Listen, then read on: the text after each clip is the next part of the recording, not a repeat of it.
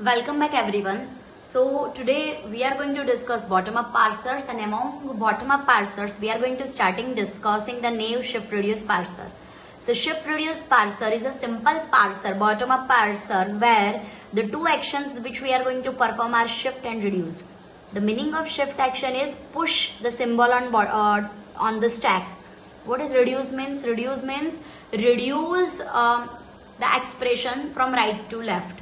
So let us first see what we mean by bottom-up parsing. If we are talking about a rule, let us say E derives E plus T. If I show it graphically, it is something like E derives E plus T. Then this is top-down, means if you replace capital E by E plus T, it is top-down approach when you go from left to right. But if you replace E plus T with E, means if you go in this direction, it is called bottom-up parsing. So replacing capital E by E plus T, that process is called derivation, and replacing the entire right hand side, that is E plus T, by capital E, that process is called reduction. So every time we are talking about top-down parsing, we'll be talking about the term derivation, means replacing left-hand side non-terminal with the right-hand side of the entire production. And every time we are talking about bottom-up parsing, we'll be talking reverse, replacing the right-hand side of the rule by the left-hand side non-terminal, and the process we are going to refer as the reduction. So, if any expression is given to you, how you are going to solve that expression? Suppose my expression is id plus id and I need to check whether that is syntactically correct or not. I'll apply different rules and I'll try to end up to capital E. So, start from the expression and try to reach to the start symbol, the reverse process. So, that is called bottom-up parsing. So we don't know how the shift reduce parser is actually going to apply. So we are going to discuss that with trial and error method. So let me take my stack that contains dollar at the end, bottom right now, and my expression is also terminated by dollar. Okay, I need to validate that expression, and our algorithm says initially when the stack is empty, perform the initial shift operation. The meaning of shift is one current input symbol, that is id, is going to be pushed onto the stack. So I will have dollar id on the stack, and the expression will be multiplication id minus id dollar. Any symbol or the substring that you have on the stack, if it matches to the right hand side of any production, that can be replaced by the left hand side non-terminal. So let us check. What is your top of the stack symbol? id. Does that match with right hand side of the any production? Yes. It matches with the right hand side of this production. So what do you have to perform? What action you are going to perform? The right hand side, that is id, is going to be replaced by the left hand side non-terminal. So id will be popped and f will be pushed. Now you must ask the question that why we are now using the left recursive grammar. So as we have discussed earlier, the left recursive grammar cannot be used with top-down parsers, because if you use it with top-down parsers will end up in infinite loop. But you can always use left recursive grammar with bottom-up parsers. Bottom-up parsers don't have any issue with left recursive grammar. So here we don't need to perform any pre-processing like elimination of left recursion, left factoring. Nothing need to be done. Directly with the grammar we can start working. So let us come back over here. The action we are performing is the reverse. So the right hand side will be replaced by the left hand side. Hence id will be popped and f will be pushed. My expression will remain as it is. Now once again I'll check what is the top of the stack symbol I have. Do it match with any of the production's right hand side? Yes, over here, f. So the rule that is applying is f can be reduced by t. In reverse we have to read f can be reduced by t. So f will be popped and t is going to be pushed. So expression will still remain as it is. Okay, dollar is at the end, that I should not forget. Now once again, what is on top of the stack? That is capital T. So do capital T happens to be on right hand side of the any production? Yes, it is over here. Fine. So what I'll do, I'll apply the rules. T can be reduced to E. So now T will be popped, E will be pushed.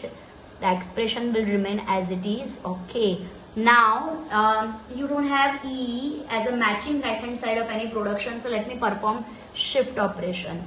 So if I perform shift operation, what will happen? E will be as it is and multiplication will be shifted.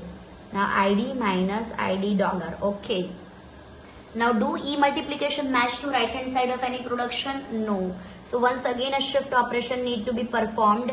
So this is going to be E multiplied with ID minus ID dollar will be there in the expression. Okay. So now what is remaining on top of the stack? It is ID. So yes, ID, either you can match a single symbol or you can match the substring also. You can observe that E multiplied by ID, that entire substring is not matching with any of the production's right hand side. So I'll focus on top of the string, that is ID. So ID is matching with one of the production. Which production? F derives ID. So what I'm going to do? ID will be popped, F will be pushed. So E multiplied with F minus ID dollar will be as it is. I'll check the entire right hand entire substring on top of the stack. Does that match with any of the production? No. So I'll pick up the current top of the stack, that is F. I have a rule that says that F should be reduced to T. Okay. Fine. Now again, E multiplied by T, no, it is not matching to right hand side of any production. T alone, it is not matching to right hand side of any production. So I may apply T should be reduced by E. In that case, it will be E multiplied by E. My expression is this. Okay, fine. Now, E multiplied by E doesn't happen to be on right hand side of any production. So the only action that you can perform is shift. But do you understand what kind of mistake we have done over here? Do you understand what kind of mistake we have done over here? See, when we are talking about this expression, if I draw parse tree, this is going to be evaluated as E derives E minus T. Okay. Now this E derives T and T derives T multiplied by F. Okay. Now this T will be deriving F and all the F's, this T will derive F and ID. Okay. So if you go in reverse, what is going to happen? You should have T multiplied by F, that should be reducing to T. Are you getting this? So what is required before you go to minus operator, before you push minus operator on the stack you must have T multiplied by F and that should reduce to T. Are you getting this?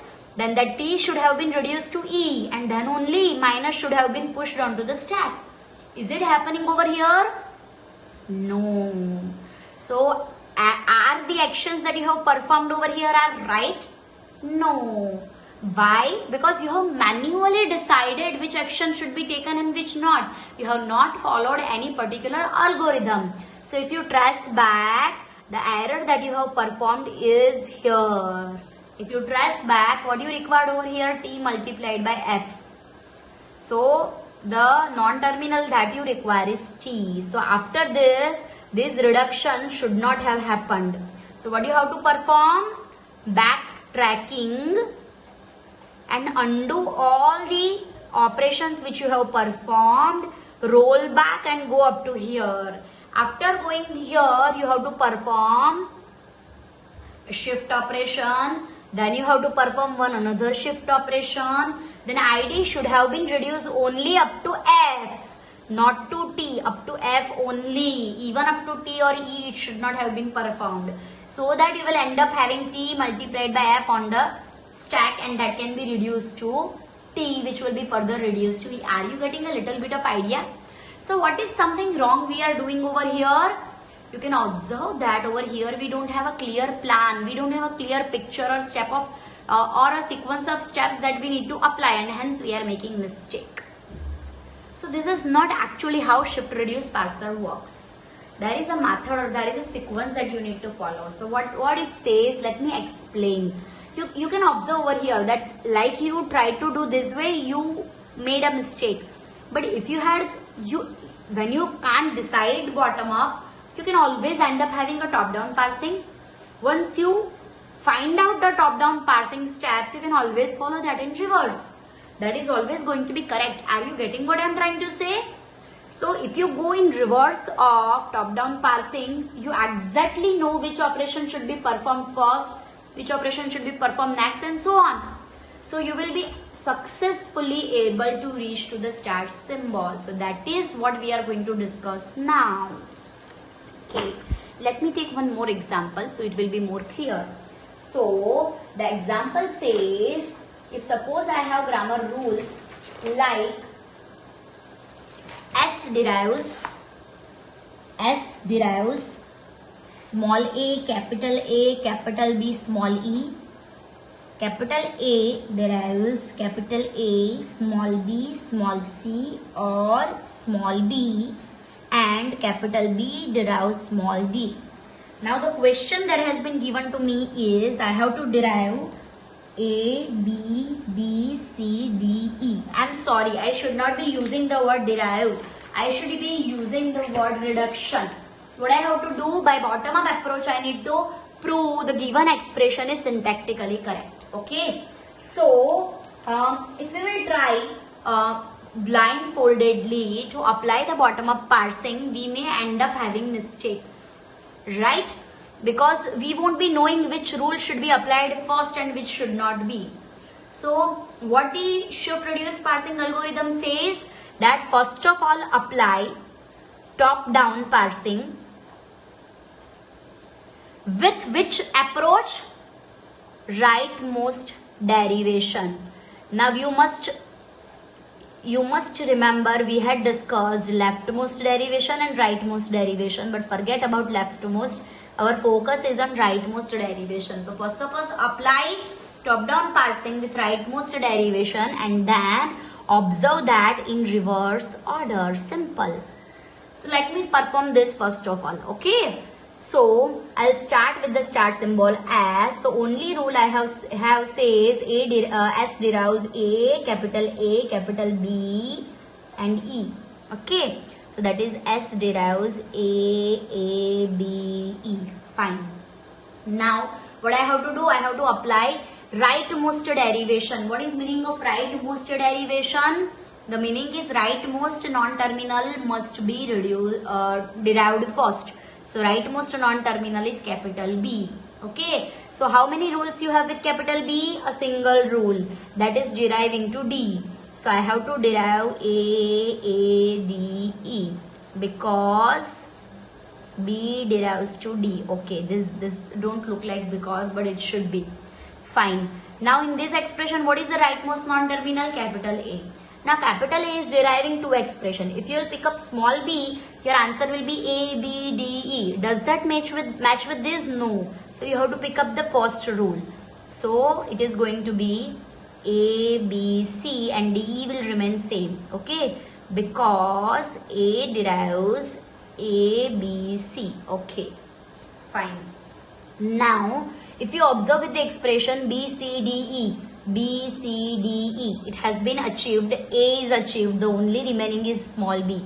So which rule? This only rightmost non-terminal we have is capital A. That should be reducing what? B. So small a, small b, C, D, E, because A derives B. So if I show this graphically, then this B is going to derive D. I should not have arrow. A should be deriving A, B, C, and this A should be deriving B. So A, B, C, D, E, that we have achieved, right? Now as this is the rightmost derivation, we may write over here RM to indicate rightmost derivation. Okay. Now what we simply have to do? What is the second step? Go in the reverse. So when you have expression A, B, C, D, E, you have a stack and you need to decide that what should be done first. By default a shift operation will be performed, but now you don't know what should be done first. Then what you have to do? You have to follow these steps in sequence. Okay. What this step says? Do you need to do anything with A? No. It says that you should be having small b and small b should be reduced to A. So small b is after this. So what you are going to do, once again a shift operation will be performed. So you will have b, c, d, e will be as it is. Now this b, as per this action, b should be reduced to capital A. Okay, b should be reduced to capital A. This was shift, this was shift. So we will have dollar small a capital A. Are you getting this? This rule is applied. See, this rule is applied. Now what we are going to do, we have over here B, C, D, E. Now once again we will apply a shift operation C, D, E. I'm just giving you a picture how you are going to follow. What we require on top of the stack, capital A, B, C, to apply the second rule, that in sequence, in reverse we have to apply. Do we have A, B, C available? No. So once again a shift should be performed. A, B, C, and this is D, E. So once again there was a shift.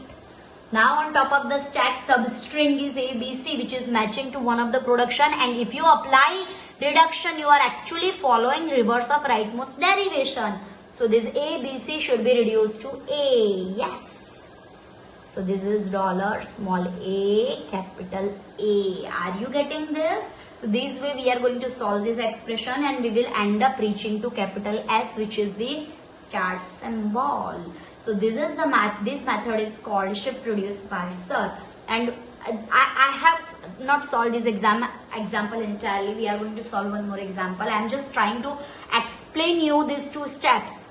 When you have to apply shift reduce parsing, what you have to do is first of all apply rightmost derivation, that is top down parser with rightmost derivation, and then mark the steps and go in reverse of those steps while you are applying the reduction. That's it. Okay, so that is how we are going to follow this top down parsing, bottom up parsing. So we are once again going to solve this expression and solve that correctly. Okay, so let me once again solve the example which we did mistake with, but this time we are not going to make any mistake. Okay, so the expression we had was id multiplied with id minus id, that we had to validate.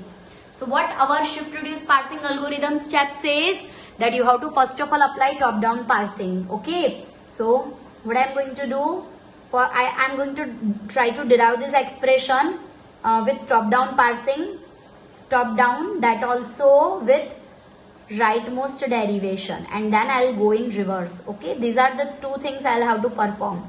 This is first, this is second. So let me quickly do this. E derives. Okay, so if you perform this, the first rule you are going to pick up is E derives E minus T, because E derives E minus T. I am not going to write the rules, we already know the rules. Okay, if I have to list quickly the rules are E derives E plus T, or E minus T, or T derives T multiplied by F, or T divide by F, or F derives ID. So these are our rules which we are going to use. So the first rule which I am going to apply over here is E derives E minus T. Now which one is the rightmost non-terminal over here that need to be derived first, that is T.